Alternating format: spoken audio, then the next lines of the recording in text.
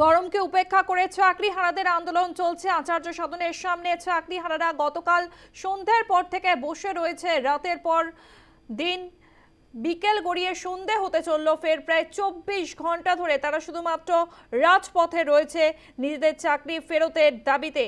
চাকরিহারারা তারা তাদের আন্দোলন চালিয়ে যাচ্ছেন। বিচারপতি অভিজিৎ গঙ্গোপাধ্যায়ের সঙ্গে তিনি কি জানিয়েছেন শুনবো।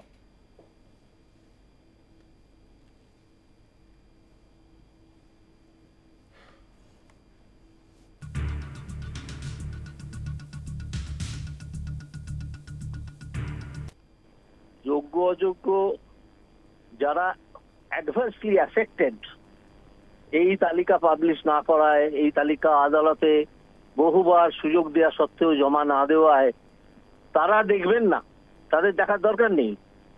কে দেখবেন তাহলে? আব্দুল নাসের খুড়ো? হ্যাঁ, আব্দুল নাসের খুড়ো দেখবেন?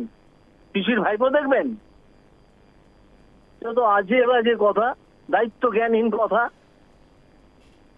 এসব কথার কোনো মানেই নয়। এসব যারা দায়িত্ব জ্ঞানহীন, এইসব প্রশাসক, মমতা ব্যানার্জি এবং এই তার অন্যান্য লোকেরা, তারা এইসব কথা বলে বেড়াতে পারেন। কোনো দায়িত্বশীল লোক এইসব কথা বলবেন না। তারা আগে ওটা পাবলিশ করে তাদেরকে বলবেন যে দেখে নাও তোমার জায়গাটা কোথায়। এখন যে অবস্থা দাঁড়িয়েছে, যে একটা রিভিউ পিটিশন করে এসছে ওই পশ্চিমবঙ্গ মধ্যশিক্ষা পর্ষদ, তারপরে লাভ হওয়াটা অত্যন্ত অত্যন্ত কঠিন হয়ে গেছে। হবে না এ কথা আমি বলবো না, কিন্তু লাভ হওয়ার বিষয়টা অত্যন্ত কঠিন এবং জটিল হয়ে পড়েছে। সরকার আদালত অবমাননা করেছে তো। জাস্টিস দেবাংশু বসাকের অর্ডার কবে? 1 বছরের বেশি হয়ে গেছে। তো তারা তো সেটা মানেননি। সেখানে তো ছিল যে যোগ্য অযোগ্য আলাদা করতে হবে। সেই জন্য সরকারের বিরুদ্ধে আদালত অবমাননার অভিযোগ উঠছে। কিন্তু তার মানে এই নয় যে এই যোগ্য অযোগ্য তালিকা বার করলে আদালত অবমাননার অর্ডার উঠবে। সুপ্রিম কোর্ট কোথাও বারণ করেছে যে যোগ্য অযোগ্য তালিকা বার প্রকাশ করা যাবে না? কোথাও বলেছে? এটা তো স্বচ্ছতার দাবি, ট্রান্সপারেন্সির ডিমান্ড। সরকার সবসময় নিজেদের বিপদটা বুঝতে পারছে যে যোগ্য অযোগ্য তালিকা পেলেই দেখা যাবে যে কতজন অযোগ্য তারা টাকা দিয়ে চাকরি কিনেছে, তারা এবার চিহ্নিত হয়ে যাবে এবং তারা যাদেরকে টাকা দিয়ে চাকরি কিনেছে তাদেরকে ধরবে।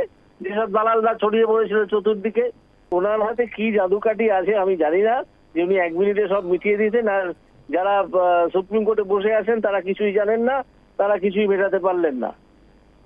উনি সব জানেন। যত ভড়ংবাজি। কে চাকরি খেয়েছে পুরো ফ্যাক্ট তুলে ধরা হয়েছিল আদালতের সামনে একাধিকবার। আদালত মনে করেছে যে এরা টাকা দিয়ে চাকরি কিনেছে, এরা অযোগ্য, এরা দুর্নীতি করেছে, তাদেরকে বাদ দিয়েছে। ফাইনালি সুপ্রিম কোর্ট বলেছে যে না, এরা চাকরি করতে পারবে না। সুপ্রিম কোর্টের উপর মানুষ ভরসা রাখবে না? হ্যাঁ, আদালতে বেশের উপর ভরসা রাখবে? হ্যাঁ, ভাইপোর পিসির উপর ভরসা রাখবে? আন্দোলনকারীদের বার্তা দেবো, রাস্তা ছাড়বেন না, পথ ছাড়বেন না। আইন শৃঙ্খলা বজায় রেখে আপনারা গণতান্ত্রিক পদ্ধতিতে যেভাবে আন্দোলন চালাচ্ছেন সেইভাবে আন্দোলন চালান এবং চালিয়ে যান যতক্ষণ না যোগ্য অযোগ্যের তালিকা প্রকাশ করতে বাধ্য হচ্ছে।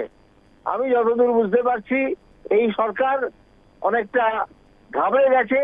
এই সরকারের হাওয়া শেষ। এরা উল্টো পাল্টা বকছে এই যোগ্য অযোগ্যের তালিকা নিয়ে। এরা জানেও না যোগ্য অযোগ্যের তালিকার সঙ্গে সুপ্রিম কোর্টের মামলার কোনো সম্পর্ক নেই। এটা স্বচ্ছতার দাবি।